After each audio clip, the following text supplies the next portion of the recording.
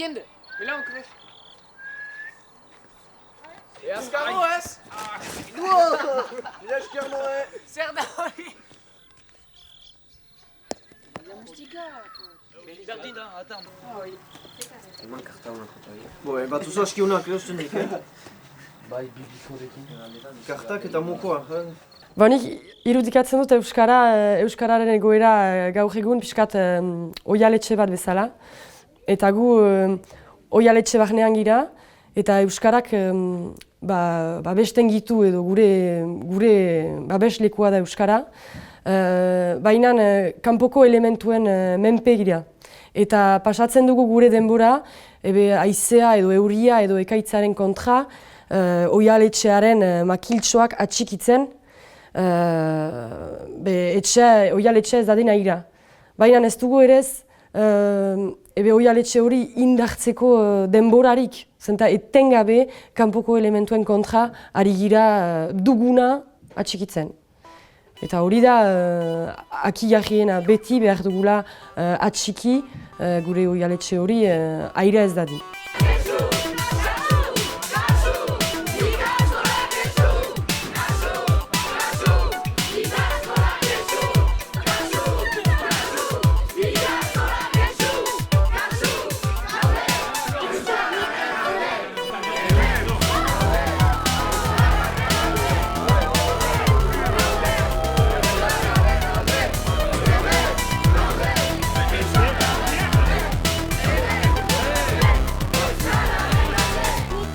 Azterketak Euskaraz kolektiboa sortu ginuen 2021an. Aitzinetik bazuen aspaldi bazela basoaren inguruan eta baso Euskaraz aldarrikatzeko mugimendua. Baina egia egiten zirela ekintza bakar batzuk basoaren momentuan, elgarretaratze bat edo horren aldarrikatzeko. Ale, resistentzia! Atxik!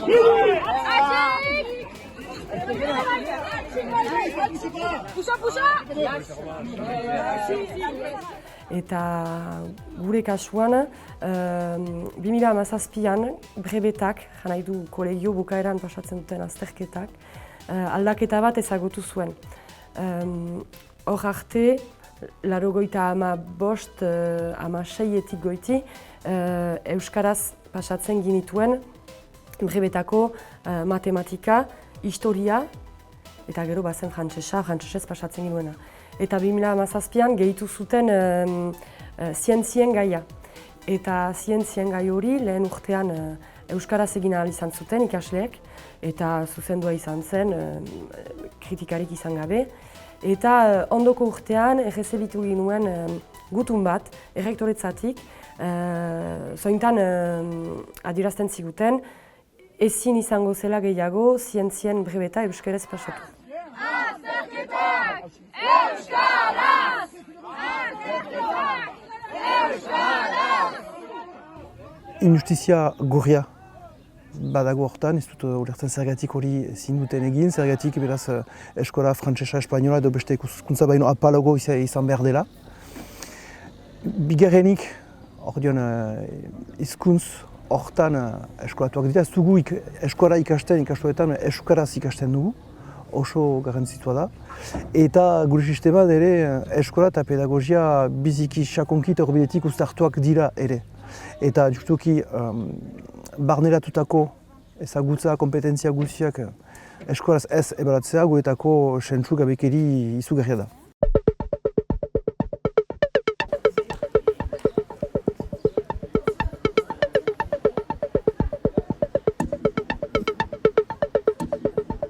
Gaur da basoko lehen azterketa. Lehen azterketa beti izaten da filosofiakoa, basoko azterketen abiatzen da beti filosofiako gaiarekin. Eta hortan ari dira, 4 orduko azterketa da, beraz, eta gu hemen zainketan gira, baliatu dut kafetxo bat hartzeko, orain txandartu didate, eta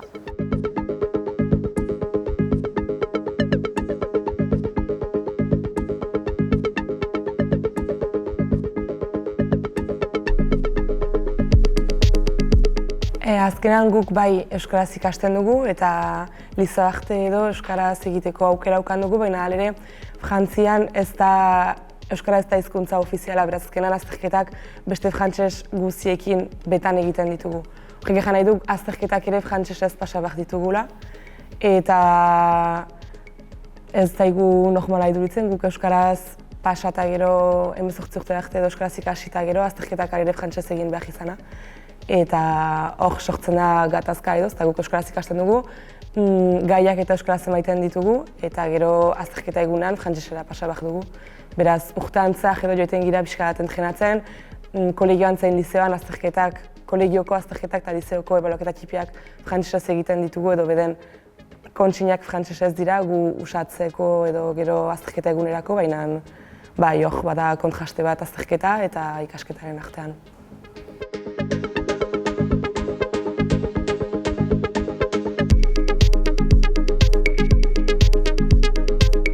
Lehen partean, lehen orduan ikusten da entsegu horrian ari direla planoak eta idazten eta eskemak edo planoak egiten.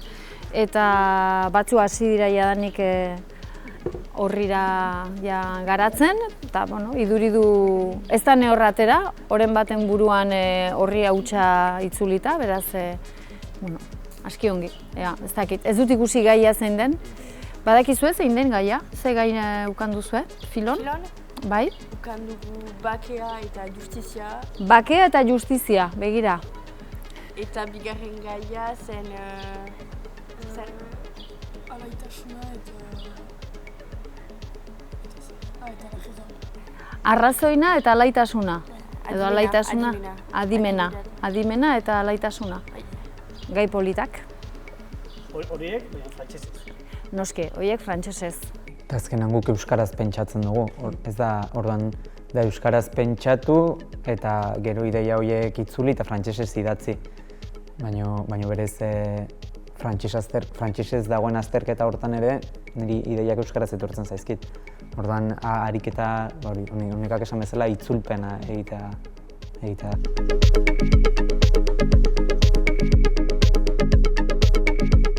Euskaraz egiten ginuen, baina gero... Fitxak frantsesez edo idatzi kurtsoa frantsesez, baina esplikatu euskaraz eta definizioak frantsesez emaitea eta ongi itzultzea euskaraz. Hori azkenan baginuen lan bikoitza ez, edukia ginuen frantsesez eta azalpena euskaraz. Pixkatu lan bikoitza eta gero ikasteko momentuan etxean frantsesez egin behar, ze gau frantsesez idatzi behar genuen, beraz. Nik frantsesa etxeko hizkuntza diat, nahitamek ez baitaki euska, ordin nik etxen frantsesez egiten diat. Bena nahiagonean jale azterketa euskaz igan, zenta tipidan nik euskaz ikasten diagu eta goe hizkuntza duk, ordin ene ustez behar ginean euskaz igan azterketa hoi. Frantziako sisteman basoak badu olako protokolo zurrun bat eta aski pomposoa ere edo errandezagun, eta orduan arauak irakurtzen dira, azterketa hasi aintzin eta tonu oso solmenean eta noski hizkuntza bakarrean, frantsesez.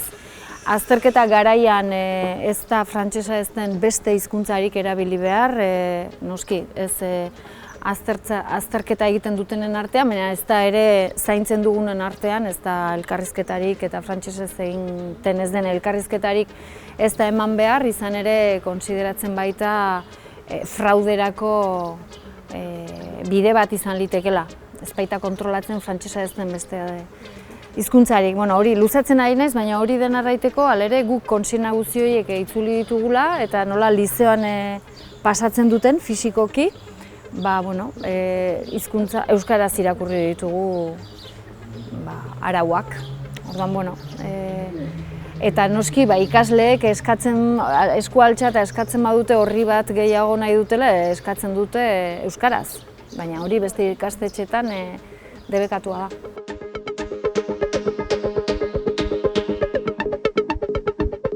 Eta nik frantsesa sibeun hale usu abilten diat ez baitugu hanitz entzuten. Bena hale eta etxen ene amaiki ez baitaki euska, bena bestelan ene familia osoa iki euskaz. Eta mena jale nahiago nikia basua euskaz digan. Tipidanik euskaz dikasi behitugu eta normal behita. Desobedentziara jauzi egitea erabaki dugu gaur. Kopiaren hastapenean euskaraz ikasteko dugun nahiaren behi eman dugu frantsesez eta gainerateko zatia euskaraz erantzun dugu. Batzuek alakorik ustez duten ahen, filosofia euskaraz ere egin daiteke. Gogoetatzeaz gain, ekintzetara ere pasatzen gara ikasleok. Badakigu, gure kopiak ez dituztela zuzenduko. Ekimen honekin, etorkizunean azterketak euskaraz pasatzeko bidea irekitzen lagundu nahi dugu. Gure hartan hasi ginen hastapenean pixkat mintzatzen eta aipatzen euskaraz pasatzeko azterketa, gero irakasleekin ere aipatu ginuen eta adostasun batera iritsi ginen. Beraz egin ginuen azterketa egunean, joan ginen azterketa egitera, eta filosofiako azterketan egin behar da garapena, baina lehenago egin behar da sajera bat eta gero ondorio bat. Beraz guk sajera frantsez egin ginuen, pixkat gaian sartzeko eta pixkat erantzuteko, eta gure ahazoinak edo euskaraz pasatzeko ahazoinak sajeran aipatu genituen. Eta gero garapena euskaraz egin genuen eta azterketari euskaraz erantzun genion. Beraz gero azterketa hori Bogdalera edo eraman zen, eta han zuzentzaile frantsesek zuzendu zuten, eta baina erabakia guk gure artean hartu ginoen eta pixkat aipatuz eta denen artean adostasun batera iritsiz. Frantziak ez ditu errespetatzen gure hizkuntza eskubideak, eta horrek sortzen du kalapita bat gehiago. Frantziak ez baitu soportatzen guk gure azterketak euskaraz pasatzearen ideia bera. Berek nahi dute frantsesa izaitea lehen hizkuntza eta kontsideratzen dute frantsesak genez behar ditugula gure azterketak frantsesez pasatu. Eta hori bai ahun politikoa da. Debate hori ahun politikoa da, ez da beste ahazoinik. Eta emaitzak bakar batek lortu zuen bataz beste baino gehiago gaiten, beste guziek nota biziki apalak ukan genituen, nota hogeien gain balin bada, gehienek 3 eta 5 artean ukan ginuen nota. Eta notaz aparte ere ukan genituen komentario batzuk ez zirenak biziki goxoak izan, nola zuzentzailek eta komentario batzuk eman zituzten politikarekin lotuak edo... Nik horretzen dut, jarri zizkiutela, uste dut jarriziatela, ematen dizkizugu, ez dakit, 3 puntu edo xaututako tintaren gatik eta azkenean asko eta horrelako eta beste komentario batzuk ere hori guztiz politikoa ziren, esaten zutela ulertzen, zergatik euskara ezin bar genuen. Azkenean zuzentzaileak ere... Ez ziren entxatu ulertzen zendako edo erabaki ginoen hori egitea. Azkenean ikusi zuten azterketa euskaraz eta paso eta gehienak asegetu ere egin ziren. Arrazoi politikoak zeudela eta orduan azterketa hori ez zutela zuzenduko eta gero ere uler daiteke ez zirelako irakasle euskaldunak eta alta badaude irakasle euskaldunak, baina hor egin zen ariketa bat gure hartu ziren gure kopiak eta Bordalera, Parisera emateak euskaraz ez dakiten irakasle batzuek zuzentzeko, Ipar Euskal Herrian badaudenean irakasleak euskaraz dakitenak eta zuzentzeko gai izango liratezkenak, ez? Orduan... Eta zuzentzaile horiek ere ez ziren informatuak izan, informazioa ez zen iritsi Bogdale edo Parisera haiek ukan zuten azterketa batzuk euskaraz eta ez zuten ulertu ere, ez dut uste ulertu zutenik zer gertatzen ari zen. Eta initzek ez zuten saiakera hori egin ulertzeko ere ez, baina bai. Basoa azterketa zinez, nola ezan, ezinbesteko azterketa da gero goi mailako estudioak egiteko.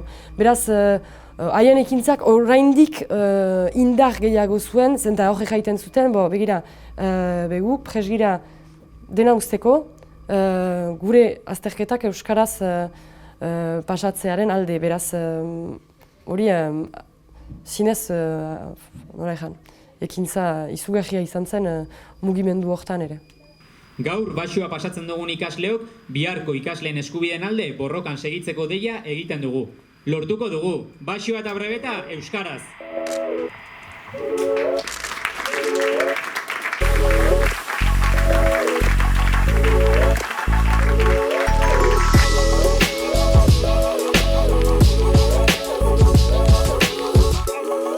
nire izena da izen da, eta Senegaletik nator, 7 urterekin Euskal Herrira etorri nintzen, eta ama ikastolan ezaren ninduen, eta hortik aurrera Euskara ikasten hasi nintzen, zenta etorri nintzenan ona ez nuen Euskaraz hitz egiten, bakarrik wolofez hitz egiten nuen, Senegaleko hizkuntza dela.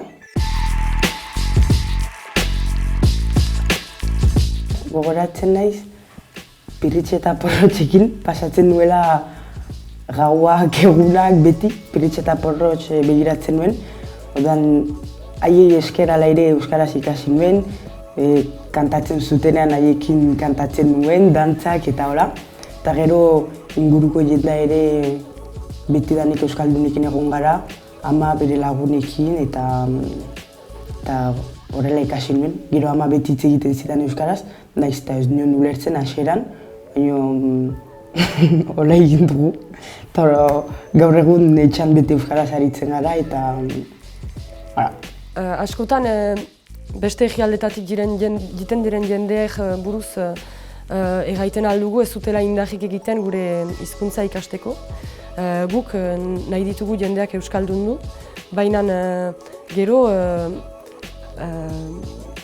adibidez kanpotik etorritako familietako aurrak ikastoletan ibiltzen dira, euskara ikasten dute eta beraz euskalduntzen ditugu, baina momentu baten buruan behartuak dira haien azterketak frantsesez pasatzera.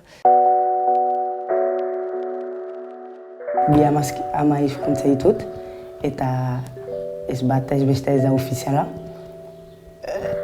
Euskara ez da ofiziala hemen eta wolofa oraindik gutxiago. Baina gero Senegalera joatean wolofa asko hitz egiten dute. Orduan, han hizkuntzarekiko erosoago nago hemen baino. Zu baukazu jatorri euskalduna, aita gainera bere jatorria hegoaldeko Euskal Herri hegoaldekoa da. Eta amaren partez, okerez bali naiz, baduzue jatorri bere bertarra, ez? Bai. Ama Parisen sortu da, baina bere ama Normandiaka da, eta bere aita Kabiliakoa. Eta ondera etorri da, eta Euskara ikasi du, eta ongi konpontzen da.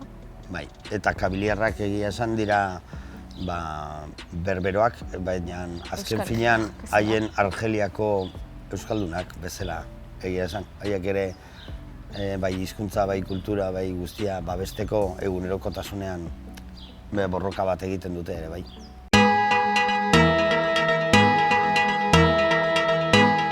Ni izan naiz ikastolan beste 12rekin, lehen belaunaldia, basoraino joan ginenak, basoa ukan genuenak. Eguneko izan ginen basoa pasatzen eta izaten. Duela asko urte. 50 urte ditut, beraz izan ginen lehen belaunaldietakoa, zehazkan. Orduan gu gelditu ginen bigarrenean. Bigarrena egin genuen, DBH lau hegoaldean, bigarrena egin genuen, eta gero ezin izan genuen segitu, ez ginen aski basoraino segitzeko. Eta beraz, errango nuke gure ondoko belaunaldiak edo bi belaunaldi, gu baino 2 urte gazteagoak izan zirela lehenak basora iristen. Gu izan ginen ahatik lehenak brebeta egiten. Eta euskaraz egin genuelako noski ez genuen ukan. Beraz, erran nahi du, 14 urtekin egin genuen, eta pentsa, 52 ditut, eta brebetarena ez da ezer aldatu. Pentsa zenbat urte eta egoera berean da, afera. Ara. Ez dakit orain dosierrak ateratzen aldiren, baina egia esan zehazka etzen oso... ez zuen pentsatzen izango ginela 12 ikasle hori bururaino bultzatuko genuenak. Ez dakit prest zegoen oraindik garai hartan basoraino joaten zen, 3. eta 2. joaten zen. Eta gero gu 12 kaskago hor ginen eta erabaki genuen edozein gizaz bururaino joango ginela. Eta hola pixka bat obligatu genuen zehazka gure zikloarekin basoraino joaten eta gaur egun alabak pasatzen du basoa. Eta orduan esatu dut egin duguna ez zela hain gaizki edo hain kaltegarri gutxienez. Duela 30 urte baziren ikasleak basoa prasatzen zutenak frantsesez, eta gaur egun ikasle horiek guraso bilakatu dira eta haien aurrek basoa frantsesez pasatu behar dute oraindik. Jan nahi du, ez dela deus mugitu azken 30 urteetan. Eta hori arazo potoloa da guretako. Gaur 3 gai bat ziren, 2 disertazio eta bestea testu bat. Beste eta zen dizu goitzen, baina nik hartu dut justiziaren inguruko bat. Biziki interesgarria eta ikusiko nola pasatu den, baina normalki dena ongi doa.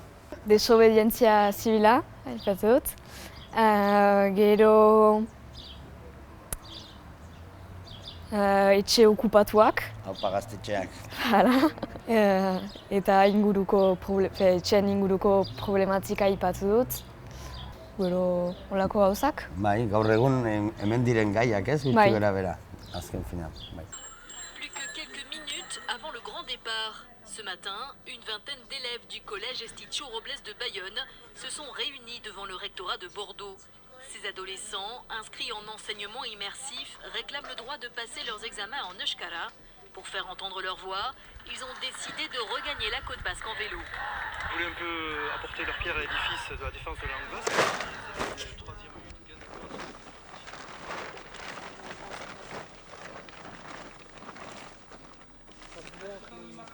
Proiektu hau lehen urtean hasi zuten ikasleak, irakasle arduradunarekin hasi ziren aipatzen zer egiten altzen brebeta lortzeko, lehenik izan zen brebeta lortzeko. Zenbait ekintza eskatu genien beraiei ze egiten altzuten beraiek. Eta ikasle batzuk hau bota zuten gelan, irakasle batek errantzien zergatik ez, eta ikasle talde txiki batek, 3 ikasle hartu zuten eta proiektua mamitu dute beraiek. Eta guri presentatu digute ja mamitua.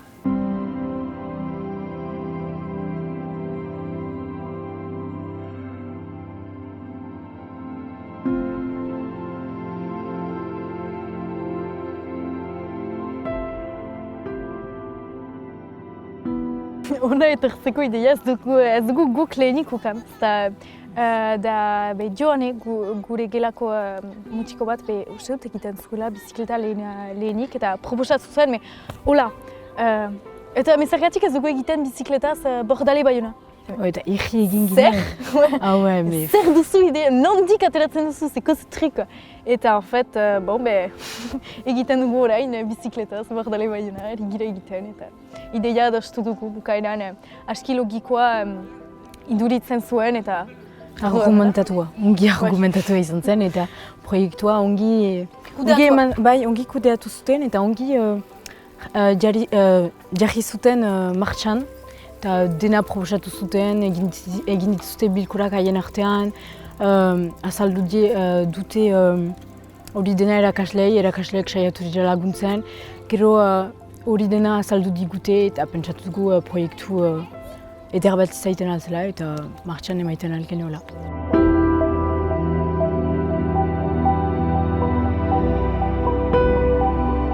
Gu guraso gisa eman gira gure seme eta alaben sustengatzaile gisa, eman baititugu sehaskan euskaraz ikas dezaten, baina ere bizi daitezen euskaraz eta ukan ditelarik ideia hori joateko Bordeletik Bayonara eta aldarrikatzeko euskaraz azterketak euskaraz pasatzeko eskubide hori osoki sustengatu ditugu.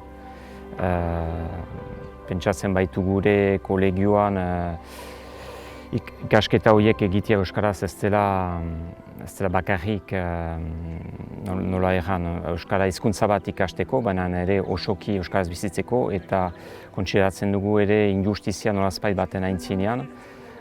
Ongi dela gazteak ere asalda daitezen eta reakziona dezaten beren moldez. Egia da gakoa horretan dela ikasleen implikazioan eta hori esker ere berdin lortzen dutela gaur egun duten kontzientzia hori. eta guk izan dugun ejola egia egan biziki tipia izan da. Aurkeztu digutelarik proiektua, sinpleki izan da ikustea zer egin garri zen zer ez, eta haien bideratzea, baina besterik ez gaineratekoa segida gurasoek, eta horretan da bigarren gakoa berdin, gurasoen implikazioak egin du eta ikasleenak bururaino gaur egun, gaur ikusten duguna arte bederen. Ebe egiten du 6 urte borrokatzen girela Sehaskako ikasle, langile, irakasle eta gurasoekin azterketak euskaraz lortzeko. Eta borroka luzea izan da, brebeta euskaraz lortzeko. Eta hainbat aldiz joan izan behar gira manifetarat, elgarretaratzeetarat, adibidez ikasturta astapenan egin genuen Bordalen elgarretaratze handi bat lau kolegio eta liseoarekin azterketak euskaraz aldarrikatzeko. Eta hiru ginen sekatzen informazioak nola egin, nola bururatu proiektu hori, eta emeki gela guziari edatu dugu ideia, eta ideiak hartu du, eta hala gaur egun ungiren.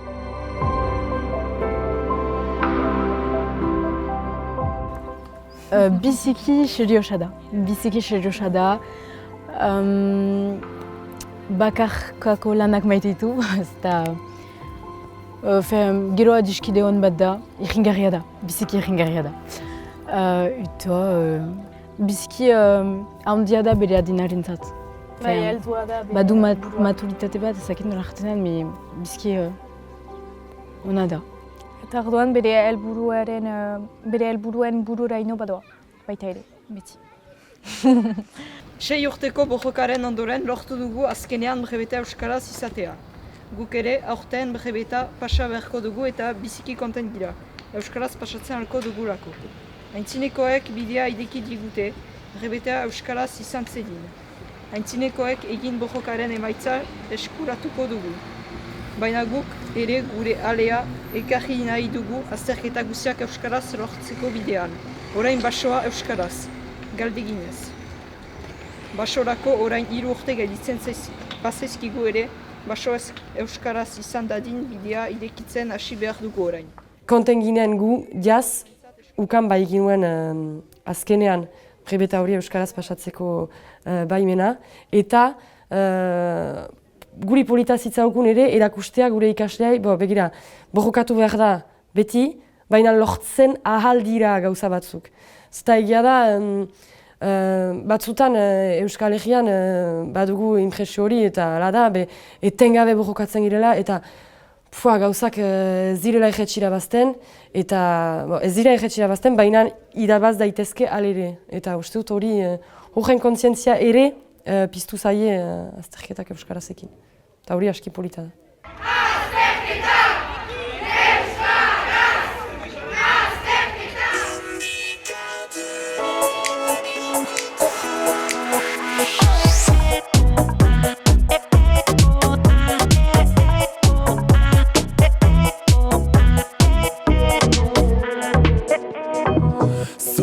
Mintzo direla diote xoriek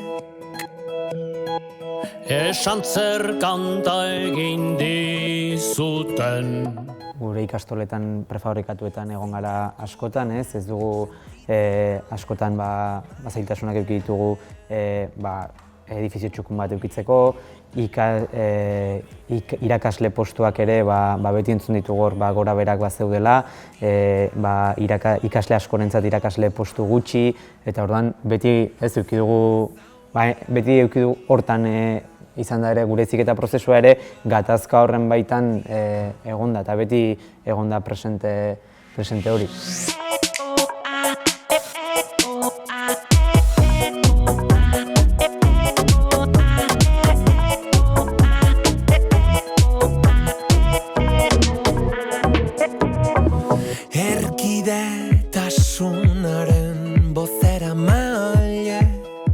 Gero egia da, beraz ikastoletan beti izan da beraz sede grina pedagogiko berezia, eta argi dugu beraz eskora salbatzeaz gain, guk behar ditugula beraz biharko eskualdunen perfilak, eraldatzaileak, eragileak sortu ere gure kultura bizirazten segitzeko.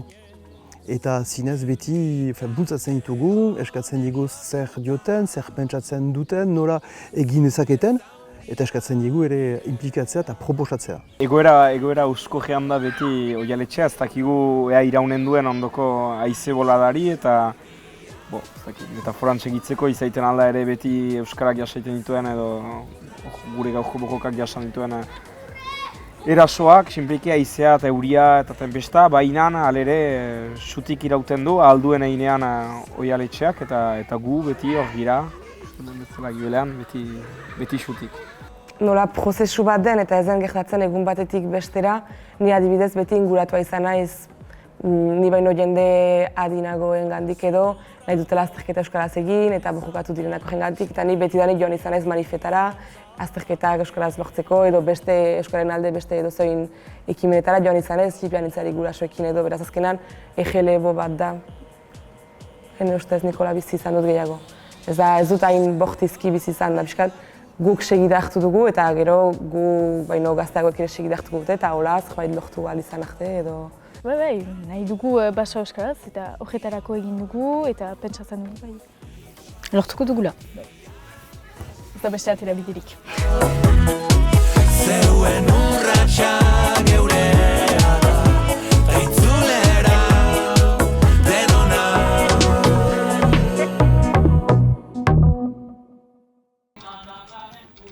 Adieu camping. Adieu. Adieu pays.